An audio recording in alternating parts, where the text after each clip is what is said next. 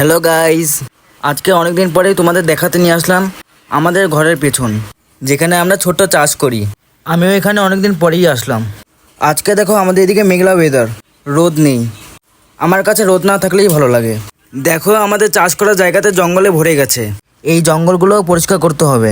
আসলে মা সময় পাচ্ছে না। দেখো গাইস, আমি মিষ্টি কুমড়ার বীজ বুনেছিলাম কিছুদিন আগে। গাছগুলো কত বড় হয়ে গেছে, দেখেছো কত বড় বড় পাতা হয়েছে। দেখো একটা পুঁই শাকেরও গাছ হয়েছে। কি সুন্দর লাগছে না গাছটা। কুমড়ো গাছটাতে জানলা দেবো দেবো করে দেওয়াই আর হচ্ছে না। গাছগুলো মাটিতেই লুটপুট খাচ্ছে। এই যে আয়শা খান, তোমার নামও নিয়ে নিয়েছি। থ্যাংক ইউ বোন এত সুন্দর কমেন্ট করার জন্য।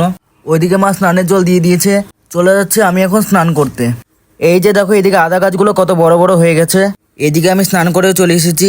এই যে সায়ন্তনী, তোমার নামও নিয়েছি, থ্যাংক ইউ এত সুন্দর কমেন্ট করার জন্য। এইদিকে দেখো মা ভাত দিয়ে দিয়েছে। আজকে মা শুধু মটনই রান্না করেছে, আর কিছু রান্না করেনি। মা মটন দিয়েছে আর স্যালাড দিয়েছে। এই যে মনীষা, তোমার নামও নিয়ে নিয়েছি, থ্যাংক ইউ এত সুন্দর কমেন্ট করার জন্য। আমি চিকেন খেতেই বেশি ভালোবাসি।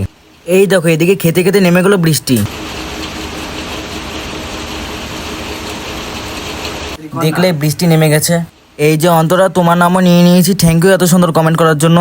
টাটা গাইস, আমার চ্যানেলটি সাবস্ক্রাইব করে আমার পাশে থাকবে।